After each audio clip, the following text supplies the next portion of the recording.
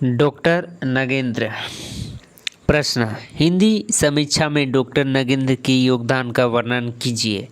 यह डॉक्टर नगेंद्र को रसवादी आलोचक होने का गौरव प्राप्त है, व्याख्या करें।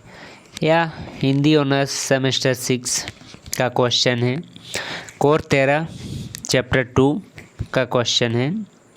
इसका उत्तर होगा डॉक्टर नगेंद्र हिंदी के महाप्रतापी आलोचकों की परंपरा का स्मरण कराते हैं। ऐसे आलोचक जो विश्वविद्यालयी साहित्य शिक्षण के क्षेत्र में लंबे समय तक प्रभावी और लगभग नियामक की भूमिका निभाते रहे हैं। साहित्य के बारे में परिसर के भीतर जो एक कम्युनिकेशंस की अंडरस्टैंडिंग है, यानी साहित्य को विशुद्ध होना चाहिए, साहित्य की शर्तें पर साहित्य होना चाहिए। डॉक्टर नगेंद्र इन उपेक्षाओं के साथ न केवल आलोचना लिखते रहे हैं बल्कि साहित्यिक अभिरुचि को नियमन भी करते रहे हैं। प्राध्यापकीय आलोचना आज के दौर में अपने अतीत की गरिमा गंवा चुके हैं। वह एक तरह से विगत वैभव हो गई है, लेकिन आज भी एक विशेष क्षेत्र में याद की जाती है। जो उसके बहुत बड़े पुरस्कर्ता डॉक्टर नगेंद्र रहे हैं। भारतीय काव्य शास्त्र की गौरवशाली परंपराओं में रस सिद्धांत की महत्ता सर्वविदित है। रस सिद्धांत नामक अपने विख्यात स्रोत प्रबंधक में डॉक्टर नगेंद्र को भी रसवाद आलोचक होने का गौरव प्राप्त है, लेकिन उनका रसवाद आचार्य शुल्क के रस विमर्श से सर्वदा भिन्न है। यह विभिन्नता रस मीमांसा और रस सिद्धांत की विभिन्नता है। साहित्य पक्ष शुल्क जी को भी कम सदृढ़ नहीं था, लेकिन उसका संदर्भ में खास बात यह है कि देश काल को देखते हुए उन्होंने रस मीमांसा करते हुए लोक मंगल की उपलब्ध कर ली है।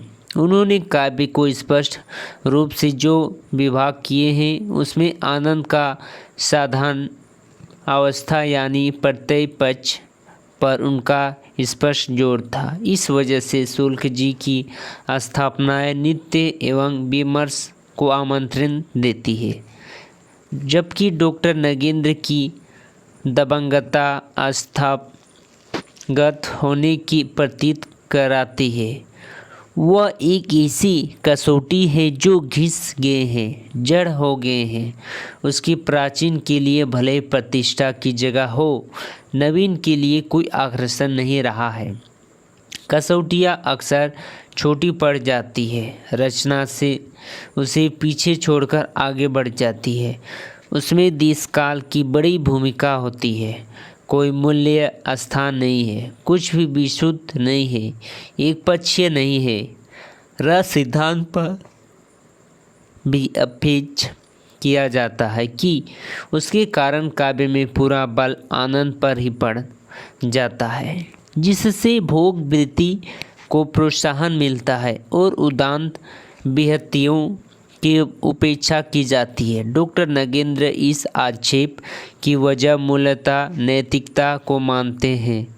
नैतिक का यह आग्रह विभिन्न युगों में तरह तरह के रूप धारण कर जीवन तथा काव्य में आनंदवाद का विरोध करता रहा है। भारतीय दर्शन और काव्य शास्त्र में आनंद के जिस रूप की कल्पना की गई है वह मानव चेतना के परिपूर्ण विकास पर पर्याप्त है। मानव व्यक्तित्व की सर्वांग उत्कर्ष की भावनात्मक रूप या आस्वाद ही आनंद है। संपूर्णता के पक्ष में डॉक्टर नगेंद्र आनंदवाद के साथ है। आनंदवाद का एक व्यवस्थित विचारधारा है जिसमें भी संदेह नहीं है, लेकिन आनंद और आनंदवाद एक ऐसी चीज़ है जैसे आधुनिकता और आधुनिकत्वाद में फ़र्क है, वैसा ही प्राचीनता और प्राचीनतावाद में भी फ़र्क है। रस और बाह्य स्वाद सहोदर जिस युग में कहा गया है, इस युग का जीवन और साहित्य उसके आधार बनना होगा। डॉक्टर नगेंद्र आनंदवाद के मुद्दे पर शुक्ल जी की विरोध प्रसाद जी के साथ है, और जैसा कि डॉक्टर रामदर्शक मिश्र ने लिखा है, उन्होंने अभिभूतिक व्याख्या के लिए मनोवैज्ञानिक आधार पर तो लिया है, किंतु समाजशास्त्रीय आधार पर समन्वय महत्व नहीं दिया है। वे अभिभूत पर समय की हल्की स्पष्ट को भी मानते हुए प्रतीत होते हैं, किंतु उसे कोई बुनियादीवादी महत्व नहीं देते। इसीलिए यह तो मान लेते हैं कि प्राणवान व्यक्तित्व के गुण अनुवाद काव्य में श्रेष्ठतर मूल्य प्रदान करता है, किंतु यह प्राण क्या है, इसे वे युग संदर्भ में स्पष्ट नहीं करते। बहरहाल डॉक्टर नगेंद्र को स्पष्ट साहित्यिक मान्यताएं हैं, सिद्धांत के जिन पर वे कायम रहना चाहते हैं। साहित्य की प्रेरणा शीर्षक निबंध में उनका जो निष्कर्ष है वह इस प्रकार है। पहला है, काव्य के पीछे आत्मावी अभिव्यक्ति की ही प्रेरणा है। दूसरा, यह प्रेरणा व्यक्ति की अंतरंग अर्थात उसके भीतर होने वाली आत्मा और अनात्म की संघर्ष के उद्भूत होती है, वही बाहर में जानबूझकर प्राप्त नहीं किया जा सकता। तीसरा, हमारे आत्मा का निर्माण जिन प्रवृत्तियों से होता है उसमें काम वृत्ति की प्राधान्य है, अतएव हमारे अभिव्यक्ति में होने वाली आत्मा और अनात्म की संघर्ष मुख्यतः काममय है, और चूँकि ललित साहित्य मूल्यता रचनात्मक होती है, अतः उसकी प्रेरणा में काम वृत्ति की प्रमुखता अद्वितीय है। संक्षेप में नगेंद्र आत्मवादी है, बाहर के नहीं भीतर के कायल है, और काम को साहित्य का एक प्रमुख प्रेरणा मानते हैं। उन्होंने मेरी साहित्यिक मान्यताओं के प्रथम खंड में स्पष्ट लिखा है, काव्य के 3 सर्वमान्य तत्व भी है। पहला, कल्पना और बुद्धि में भाव को ही आधार मानता हूँ, शीश 2 उसके सहायक है, अतः काव्य का आस्वाद मुख्यतः भाव का ही आस्वाद है, इंद्रिय गम्य प्राकृतिक भाव का नहीं, वरना कल्पना गम्य शुद्ध अथवा अव्यक्तित्व भाव का है। आस्वाद की इसी तरूप को शस्त्र की रस कहा जाता है। जिस प्रकार काव्य के संदर्भ में आनंद का विशेष अर्थ है, रस और यही काव्य की प्रयोजन है। अपने एक संक्षेप निबंध साहित्य के मापदंड का उपसंहार करते हुए नगेंद्र लिखते हैं, साहित्य की चरम मान रस ही है, जिसकी अखंडता में वैशिष्ट्य और सौंदर्य और उपयोगिता सशवत और सापेक्षिक का अंतर मिट जाता है। अन्य कथित मान या तो रस के एकाकी व्याख्यान है या फिर असाहित्यिक मान है, जिसका आरोप साहित्य के लिए अहितकर है। साहित्य के स्वास्थ्य की चिंता में डूबे डॉक्टर नगेंद्र उसके हित के लिए रस को ही सर्वोपरि मानते हैं, लेकिन रस एक कसौटी के रूप में आधुनिक साहित्य के मूल्यांकन में समस्या है। खासतौर से छायावाद के बाद के दौर पर साहित्य परंपरागत भारतीय काव्य अशास्त्र की दृष्टि में बहुत उपयोगी नहीं है। भाव, कल्पना और बुद्धि के भाव को ही आधार बनाकर नगेंद्र विज्ञान युग का वास्तविकता किया जाए, जिसका संबंध काव्य के अंतरंग से हो, अर्थात शुद्ध काव्य मूल्य हो। व्यापक और विविध स्तरीय परिवर्तनकारी सामाजिक राजनीतिक आंदोलन के दौर पर यह आग्रह संकुचित दृष्टि के परिणाम लगता है। नगेंद्र साहित्य सामाजिक अर्थात की अभिव्यक्त के काव्यतर मूल्य मानते हैं, लेकिन राष्ट्रीय उल्लास और संस्कृति अगौरव आदि का छायोत्तर काव्य के सिद्धांत संदर्भ में उत्सवपूर्व उल्लेख करते हैं। इस प्रकार व्यापकता की हर घोषणा के साथ एक काव्यतर मूल्य चोर दरवाजे के अंदर घुसता दिखता है। कभी मौलिक परिवर्तन, कभी परंपरा के जीवन स्वीकृत, कभी परिवेश की जागरूकता और कभी नैतिक संस्कृति प्रभाव। युक्ति की यह दी गई ये सभी काव्यतर मूल्य अंगभूत है और गौण है, जबकि प्राधान्य तो रंगात्मक समृद्धि का ही है। डॉक्टर नगेंद्र का रसवाद स्वयं उन्हीं की दृष्टि में अपर्याप्त है, अन्यथा वे फायंट के मनोविश्लेषण से प्रभावित नहीं होते हैं। यद्यपि हम मानते हैं कि उनका आलोचना साहित्य विशाल है, उस अलौकिक एक स्टैंड के साथ है। अपने ढंग के में हिंदी में वे केवल आलोचना से अध्यापन, आलोचना टिपिकल अध्यापन और ऐसे जन बड़ी संख्या में मिलती है जो साहित्य के विवेचन विश्लेषण में नगेंद्रीय रंग ढंग से परिचायित है। यह एक उल्लेखनीय है कि एक आलोचना के रूप में स्टंट होने के बावजूद नगेंद्र अपने ढंग की छायावादी भावबोध की कविताएं भी लिखते हैं। उसमें अतिशय रोमानी प्रवृत्ति थी।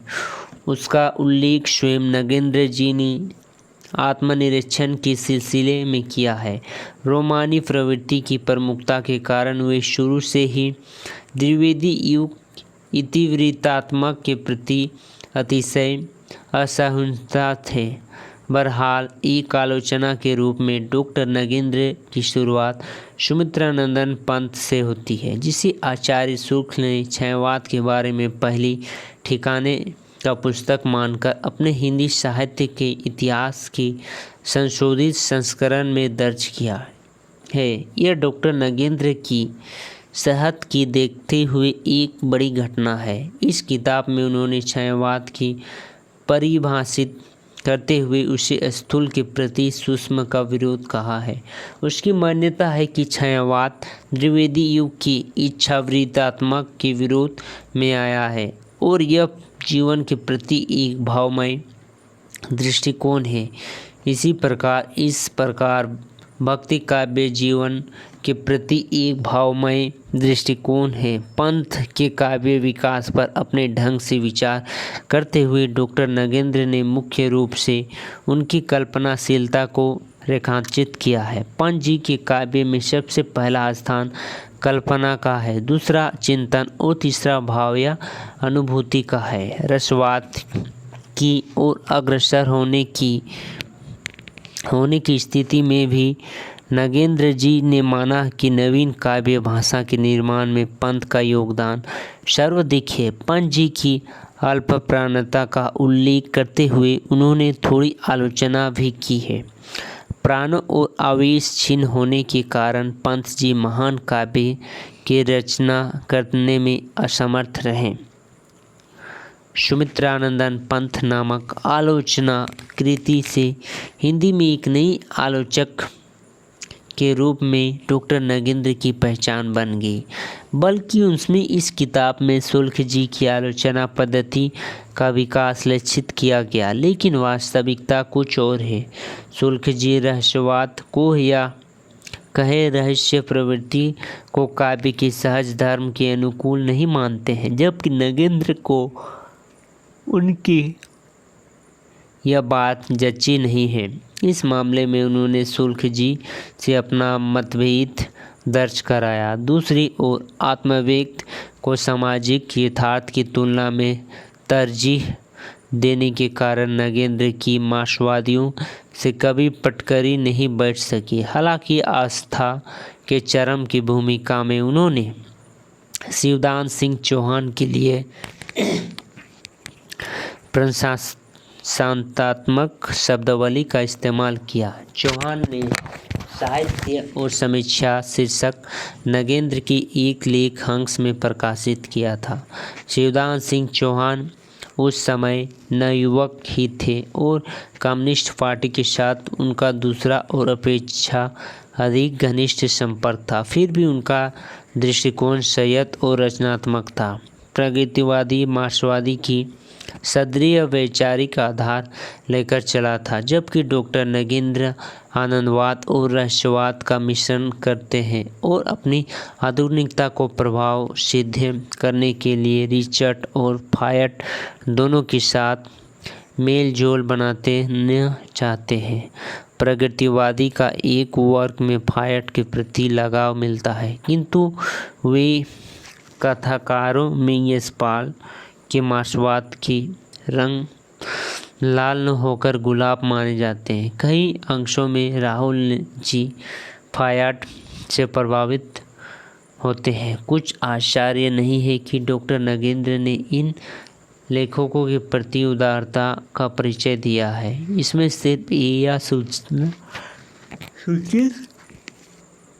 होता है कि हिंदी में आलोचना पहले ही संबंध के समीकरण में विश्वास करती है।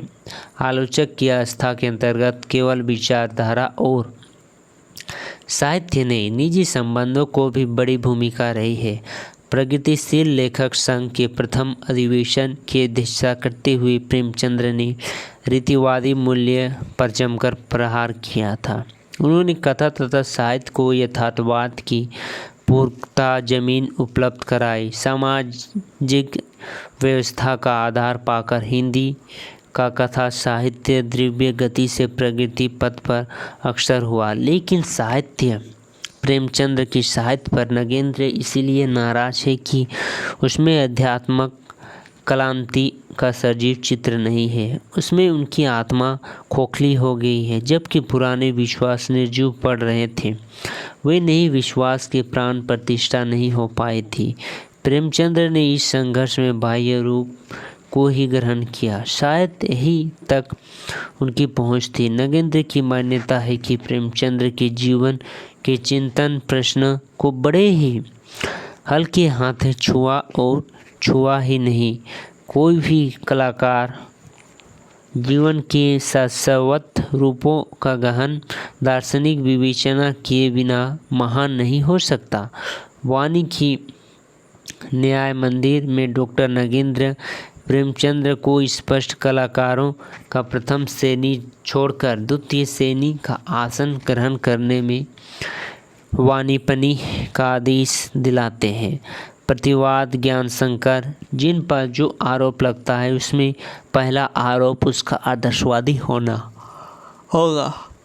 दूसरा, एक काल्पनिक स्वप्नदर्शी विधान के पीछे पग पग पर प्रेमचंद्र के द्वारा कला का तिरस्कार करना है। प्रेमचंद्र नीतिवादी है या उन पर मट या गया है। दूसरा आरोप है कि ज्ञान शंकर के चरित्र में कतिपय विसंगतियां का समावेश करके प्रेमचंद्र चौथा अपराध करती है। दरअसल नगेंद्र का यह नाटक अत्यंत महाअपसार्थ है। यह पहले से तय करके आलोचना द्वारा एक बड़े रचनाकार पर किया गया भोड़ा आक्रमण है। ऐसी आलोचना लिखकर नगेंद्र आलोचकों की अवस्था पर लक्षित करते हैं। उन्होंने आलोचना साहित्य में सबसे बड़ी कमी तर्किता की है। उन्होंने अपनी स्थापना के में बिना किसी तर्क के दी है, हालांकि उनका अध्ययन क्षेत्र व्यापक है। प्रसंग में डॉक्टर नगेंद्र ने एक ही समस्या जिस प्रकार प्रेमचंद्र के सामने सामाजिक राजनीतिक रूप आती है और प्रसाद के सामने संस्कृति रूप है, इसी तय का स्पष्ट प्रमाण दो सहवर्ती लेखकों ने उपन्यास की वस्तु विशेषात्मक अध्ययन से अनायास ही मिल जाती है। मैथिली शरण गुप्त की स्थिति मध्यवर्गीय है। उनका दृष्टिकोण राष्ट्रीय संस्कृति है। उन्होंने न तो प्रेमचंद्र की समान व्यवहारिक का आग्रह किया है और न ही प्रसाद की तरह दार्शनिक का वस्तुतः। उनकी साहित्य सामाजिक चेतना व स्व संस्कारों के कारण एक और जहाँ प्रेमचंद्र की अपेक्षा अधिक समृद्ध बन गई है, वहीं दूसरी ओर प्रसाद की प्रतिमा का गव्य न होने पर भी उसका सगुण तत्व रूप प्लस गुण तत्व अपेक्षाकृत अधिक है। प्रेमचंद्र में धर्म भावना का अभाव है और प्रसार में लोक भावनाओं का। अतः गांधी युग में भारतीय लोक चेतना का प्रतिनिधि गुप्त जी ने अपने इन दोनों समसामयिकों महारथियों की अपेक्ष अधिक करते हैं। युग चेतना और सांस्कृतिक चेतना का ऐसे मणिकाचन योग तंत्र प्राप्त नहीं होता है। डॉक्टर नगेंद्र उन्हीं तत्वों की त्रुटि के रूप में देखते हैं जो आधुनिक लेखकों को आधुनिक और प्रगतिशील सिद्ध करते हैं। यही उल्टी मस्ती का व्यथा ज्ञान है। साहित्योत्तर कारण से प्रभावशाली लोगों की जिस जीत के कारण हिंदी आलोचना कमज़ोर और बदनाम होती है, महादेवी की कविता में डॉक्टर रामविलास शर्मा की जिस उत्कृष्ट आलोचनात्मक विवेक से लिखा है, यही अनुकरणीय है। दूसरा और डॉक्टर नगेंद्र ने दीपशिखा पर रसवादी ढंग से विचार किया। दीपशिखा जो महादेवी वर्मा की है, महादेवी वर्मा की एकाकी जीवन की उनकी काव्य में स्पष्ट रूप से प्रतिबिंबित है। इसी अभाव से उनके जीवन की एकाकिनी बरसाव बना दिया है। सुख और दुलार के अधिवाक्य ने ही अतिशय सुख और दुलार की प्रतिक्रिया से उत्पन्न दुख का आकर्षण यमा और दीपशिखा की दृष्टि नहीं कर सकता है, किंतु इस अद्रिप्य का स्थूल शारीरिक हाथ में ग्रहण कर के महादेवी की संस्कृति एवं सैयद व्यक्तित्व के प्रति अपराध होगा, क्योंकि और नहीं तो स्वभाव से ही पुरुष और स्त्री कवियों के ज्ञान के लिखे हुए प्रणय गीतों में उनकी प्रकृति के अनुसार अंतर मिलना अनिवार्य है। इसे जारी रखते हुए आगे नगेंद्र लिखते हैं, पुरुष कवि की प्रणय निवेदन अधिक व्यस्त है, अतएव केंद्रीय और रोमानी होगा, जबकि स्त्री का प्रणय निवेदन संयत अतएव गृहस्थी होगा। यहाँ पूछा जाना चाहिए कि कविता के मूल्यांकन में किस कसौटी का उपयोग किया जा रहा है? क्या यह आनंदवादी आत्मवादी जीवन दर्शन या फायट के मनोविश्लेषण के आधार लेकर चला है, जो कि कसौटी यहाँ शुद्ध कवितावादी होने से रह जाता है। काव्य का मूल्यांकन के लिए स्त्री पुरुष का विभाजन आलोचना में सरलीकरण की प्रवृत्ति का ही परिचायक है। नगेंद्र को हिंदी की रीति कविता के गंभीर अनुशीलन का एक व्यापक अनुभव है और इस अनुभव के अभ्यास से उन्होंने आधुनिक साहित्य की मीमांसा का एक माहौल बनाया है। उनका यह मान्यता सही है कि संत कवियों तथा सगुण भावों ने अपनी अभूत भावनाओं का एक ओर भगवान के चरणों से उड़ेलकर और दूसरी ओर सच्चार्य में बीत कर उनकी संस्कार किया था। वह विश्वास और साधना का युग था। भगवान के प्रति जब तक आज की अपेक्षा अधिक सरल थी। आज की कवि भगवान को नाता जोड़ने में अपना को असमर्थ पाते हैं। उनके लिए मानव जाति के प्रति बढ़ना अपेक्षाकृत सरल है, कहना चाहिए सरल ही नहीं स्वाभाविक भी है। आधुनिक युग में धर्म की जगह विज्ञान ने ले ली है। विज्ञान कारण काव्य संबंध में व्याख्या करती है। संसार में एक त्रिने भी अकारण नहीं है। मनुष्य की मेधा ने बड़े बड़े कार्य संपन्न किए हैं। उनकी मेधा और क्षमता के भरोसे के कारण करने वाले कवि ने आधुनिकता हो सकता है, प्रगतिशील हो सकता है। बुद्धि के कारण भावनाओं का महत्व देना दरअसल पुराने दुनिया को फिर से लौटा लाना और सपना देखना है। डॉक्टर नगेंद्र की आलोचना सुनी सुनाई बातों पर आधार पर स्वाभाविक अनुभव का अनादर करती है। महादेवी के संदर्भ में जब तक वे वासना की बात करती है, वही न कहीं उसमें निहित सामाजिकता अर्थ की अपेक्षा भी करती है। डॉक्टर नगेंद्र ने जब लिखते हैं कि महादेवी वर्मा के जीवन में संतों की आत्म साधना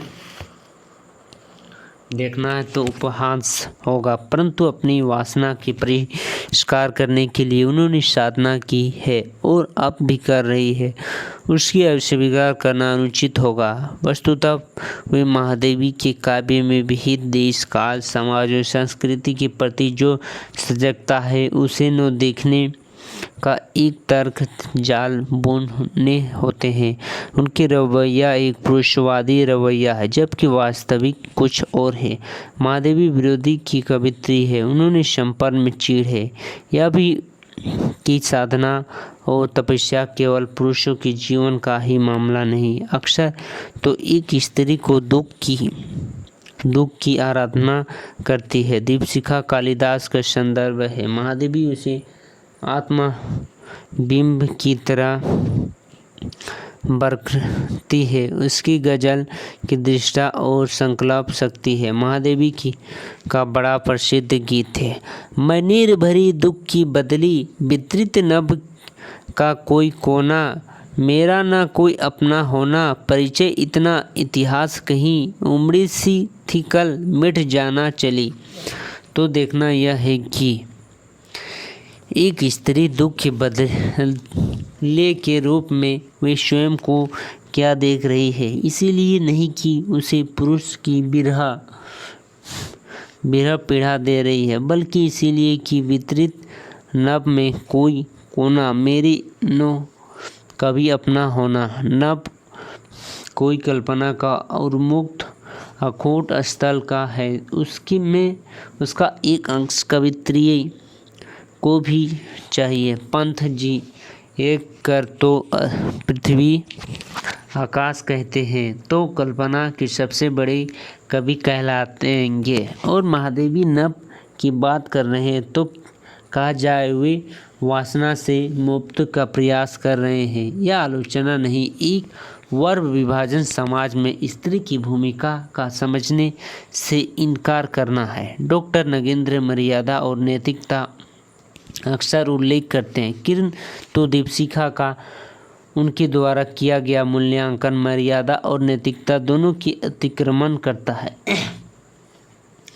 प्रसंगवश उन्होंने लिखा है, दीपशिखा के अनुभूत के मूल का कम का स्पर्धन है, उसका ऊपर उन्होंने चिंतन और कल्पना में इतना आवरण चढ़ा रखा है कि स्वाभाविकता उसकी दिव्यता दब गई है और उसकी टोटलने पर बहुत नीचे गहरे पर एक हल्की सी धड़कन मिलती है। महादेवी के गीतों में वासना का उन्नयन कम और स्पष्ट कहीं सब देख पाते हैं। डॉक्टर नगेंद्र यह और कुछ नहीं, आलोचना के दृष्टि संकोच है। महादेवी के गीत हिंदी के श्रेष्ठ कलागीत है, प्रगति है। छायावाद को दिनकर जी की प्रगति का आंदोलन कहा जाता है, गलत नहीं कहा था। इस दृष्टि में महादेवी छायावाद का एक सदृश्य स्तंभ है। वे नगेंद्र की कृपा से छायावाद की कवित्री नहीं मानी जाती है, बल्कि समुच्चय वह है।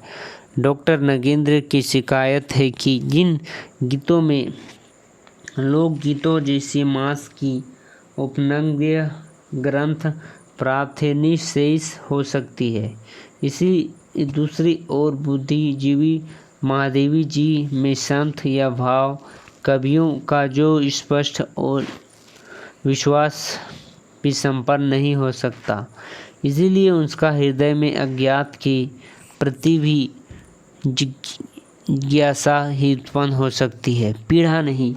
यह सीधा रहस्यवाद का आग्रह है, जहाँ रहस्यवाद की संचना ध्वस्त होती है, कला की आधुनिक बोध का चमक निखार उठती है। डॉक्टर नगेंद्र की आलोचना का पूर्वाग्रस्त मानसिकता की अभिव्यक्ति है, जिसमें से ज़्यादा कुछ नहीं है। पूर्वग्रह आंदोलन आलोचना में किन्हीं अंशों से होता है, लेकिन यह दृष्टि को एक विशेष कोण से देखने की कोशिश की जा रही है। कविता जैसे वह क्यों है और कैसे है, उसमें क्या खूबी है, बल्कि किस रूप में नहीं है प्रस्तुत की गई है। वे स्वयं कवि की आकर्षित को किस हद तक उजागर कर पाते हैं। कवि कितनी सफाई से कला का निर्वाह करते हुए अपनी बात कर रहा है। आलोचना में इस ही विवेचना विश्लेषण का विषय बनाकर एक तक का सफल आलोचक कर सकते हैं। इसमें से नहीं वह नहीं तो आलोचक महोदय आप ही कुछ घटित करके दिखाइए। महादेवी सरीखा एक वाक्य लिखना भी अपने लिए संभव है। आस्था के चरम में दिनकर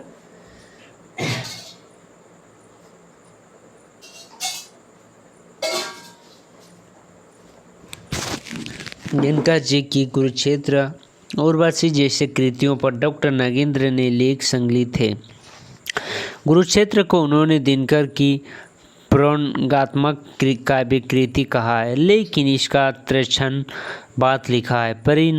परिभाषिक रूप में तो इसे शब्द सर्ग बुद्ध प्रबंधन काव्य कहा जा सकता है, किंतु वस्तुतः न तो यह पौराणिक है और न ही प्रबंध काव्य। यह तो सभी समाप्त होने वाली यूरोप के द्वितीय महासमर से प्रेरित एक लंबी चिंता प्रधान कविता है। इसमें क्या अर्थ निकलता है, और आप कह सकते हैं कि कुरुक्षेत्र में प्रेरणात्मक काव्य कृति है। दूसरी ओर इस पर निदान समसामयिकता का एक दबाव कहा जा रहा है। कहीं की ईंट कहीं का रोड़ा इलियट ने दे मारा।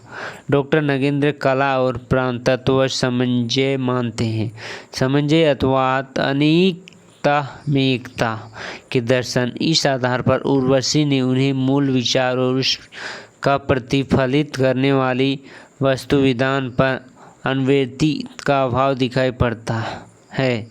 लिखित है कि विचार में अन्वय भंग कला रूप में अनुवृत्ति को भी भंग कर देती है। यह कसौटी बदल जाती है। यथार्थ दृष्टि से यदि कभी द्वंद्व के अंतिम सत्य मान लेना और पुरुरवा के संन्यास में यह उर्वशी की है पुरुरवा के संन्यास में प्रणय कथा का विसर्जन कर देता है, तब भी कला रूप में पुण्यता बन रहती है, किंतु उसमें आदर्शवादी संस्कार समानता के लिए आकुल और विफल प्रयास करते हैं। इसमें से एक और उर्वशी की सुंदर कला प्रतिमा के पूर्ण होते होते दायरे पड़ जाती है। कहीं दूसरी ओर सहृदय पाठक के चित्त के समाहित भी बिगड़ते रहते हैं। इसीलिए समंजन काव्य का यह क्षेत्र उपलब्ध अंश में सापेक्षित अधिक समृद्ध और प्रबल होने में भी समग्र रूप में नो कामिनी की श्रेणी में आते हैं और नो प्रियवास तथा साकेत की श्रेणी में। यहाँ सवाल उठता है कि उर्वशी प्रिय प्रवास साकेत और कामिनी की श्रेणी में रचना नहीं, यह तो और प्रबंधक कृतियों की परंपराओं को आगे नहीं बढ़ाते हैं, तो किस हिसाब से समसामयिक हिंदी काव्य की श्रेणी श्रेष्ठ उपलब्ध हो रही है। डॉक्टर नागेंद्र ने आलोचना के ऐसे अंतर्विरोध भी पढ़े हैं।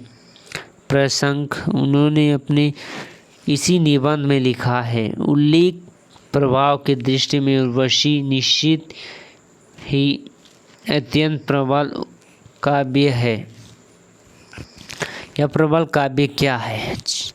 छायावादोत्तर युग में ऐसे प्रबल काव्य हिंदी में दूसरा नहीं लिखा जा गया है, और जहाँ तक मेरा ज्ञान है, यद्यपि यह ज्ञान अनुवाद पर आश्रित और अत्यंत सीमित है। अन्य भारतीय भाषाओं में से इतना प्रबल समसामयिकी रचना कदाचित नहीं। उर्वशी इस रचनाओं में डॉक्टर नागेंद्र की विवेचना को स्पष्ट नहीं होता है, यद्यपि उनका दबाव है कि यह प्रिय प्रवास साकेत और कामिनी की श्रेणी में नहीं आते। कामिनी पर नागेंद्र की एक आलोचना पुस्तक अलग है।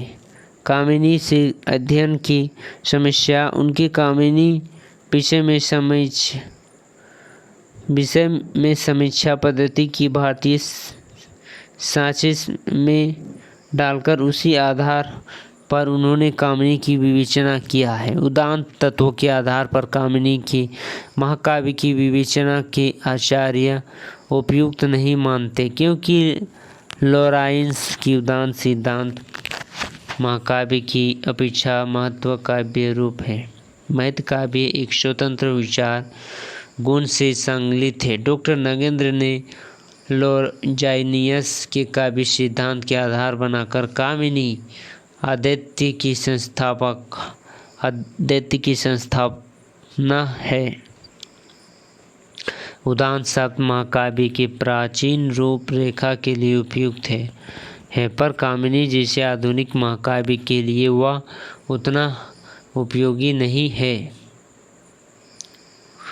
कामिनी की शैली में उदारता के स्वीकृत प्रतिमानों के अनुकूल नहीं है। डॉक्टर नगेंद्र ने कामिनी में अंतर्मुखता और मानसिकता का उल्लेख करके उनकी समीक्षा के लिए नई प्रतिमानों का उल्लेख किया है, लेकिन मानव चेतना का महाकाव्य में अर्थ की जितनी व्यापकता है यह नई निबंध से भी नहीं स्पष्ट हो सकता। वाजपेयी जी की नगेंद्र की आलोचना प्रति पर भी सटीक टिप्पणी करते हैं।